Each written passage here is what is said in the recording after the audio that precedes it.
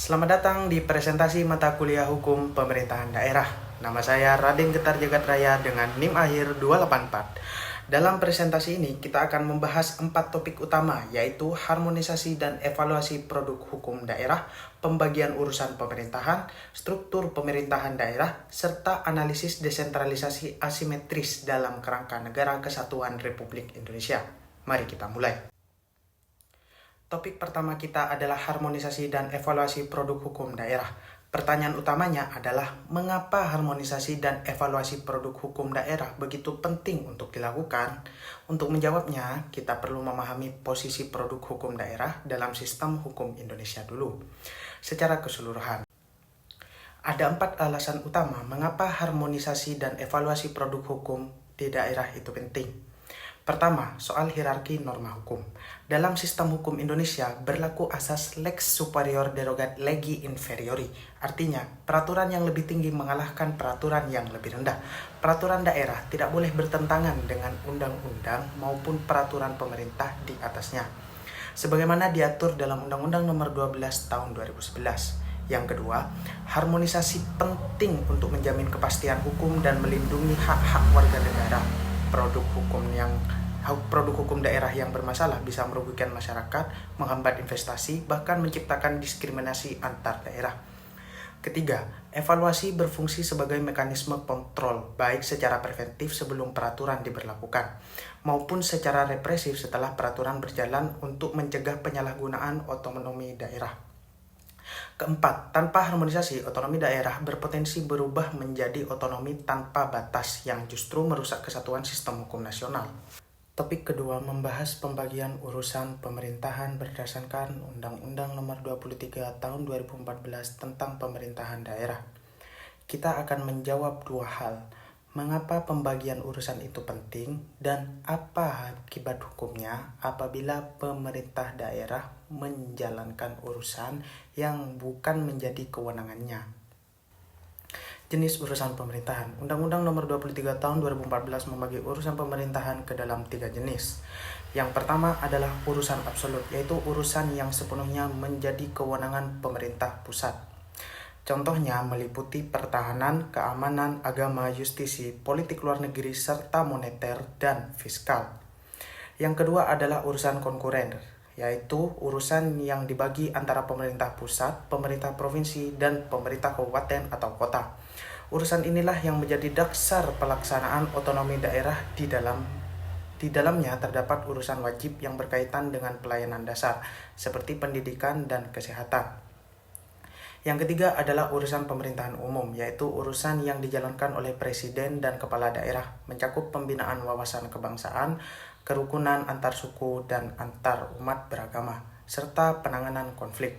Pembagian ini penting agar tidak terjadi tumpang tindih kewenangan dan setiap jenjang pemerintahan memiliki akuntabilitas yang jelas. Lalu, apa yang terjadi apabila pemerintah daerah menjalankan urusan yang bukan kewenangannya? Ada 4 akibat hukum yang dapat timbul. Pertama, produk hukum yang dihasilkan dapat dibatalkan oleh pemerintah pusat atau pemerintah provinsi melalui mekanisme pengawasan. Kedua, tindakan tersebut dapat dikategorikan sebagai penyalahgunaan wewenang atau dalam istilah hukum administrasi disebut détournement du pouvoir, yaitu penggunaan kewenangan untuk tujuan di luar peruntukan yang sah. Ketiga, anggaran yang digunakan dapat dinyatakan tidak sah sehingga berpotensi menimbulkan kerugian keuangan negara. Dan yang keempat, pejabat yang bersangkutan dapat dikenai sanksi administratif bahkan tidak menutup kemungkinan tuntutan pidana. Topik ketiga kita adalah struktur pemerintahan daerah dalam sistem pemerintahan Indonesia. Kita akan melihat bagaimana susunan kelembagaan pemerintahan daerah diatur berdasarkan Undang-Undang Dasar 1945 dan Undang-Undang Nomor 23 Tahun 2014. Secara hierarkis, struktur pemerintahan di Indonesia terdiri dari 3 tingkatan. Paling atas adalah pemerintah pusat, memiliki kewenangan tertinggi dan membawahi seluruh jenjang pemerintahan di bawahnya.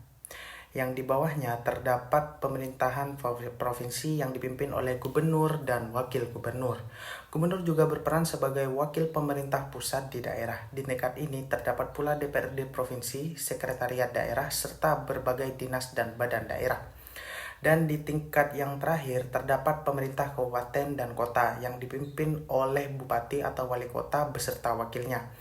Perangkat daerahnya mencakup DPRD, sekretariat daerah, inspektorat, dinas, badan dan kecamatan hingga kelurahan atau desa. Prinsip utama dalam struktur ini adalah adanya hubungan hierarkis dari pusat hingga daerah, namun tetap menjunjung tinggi prinsip otonomi seluas-luasnya sesuai amanat konstitusi. Topik keempat dan terakhir adalah analisis mengenai desentralisasi asimetris Indonesia. Mengakui adanya daerah-daerah yang memiliki kekhususan atau keistimewaan seperti DKI Jakarta, Aceh, Papua, dan Daerah Istimewa Yogyakarta. Pertanyaannya, apakah model ini merupakan bentuk ketidaksetaraan antar daerah atau justru merupakan bentuk keadilan konstitusional? Analisis pro dan kontra. Mari kita lihat dari dua sisi. Dari sisi yang menganggap ini ketidaksetaraan, argumennya adalah kesetaraan formal menuntut semua daerah diperlakukan sama. Memberikan perlakuan berbeda bisa dianggap tidak adil. Selain itu, daerah-daerah yang lain tidak mendapatkan status khusus bisa merasa tertinggal atau didiskriminasi. Namun dari sisi keadilan konstitusional, argumennya justru jauh lebih kuat. Pertama, kesetaraan formal tidak selalu menghasilkan keadilan. Memperlakukan semua daerah sama persis justru mengabaikan perbedaan nyata yang ada, baik dari posisi sejarah, kondisi geografis, budaya, maupun tingkat kerawanan konflik. Kedua, pasal 18B Undang-Undang Dasar 1945 secara eksplisit mengakui dan menghormati satuan pemerintahan daerah yang bersifat khusus atau istimewa. Artinya, desentralisasi asimetris bukan pengecualian dari konstitusi, melainkan bagian integral darinya.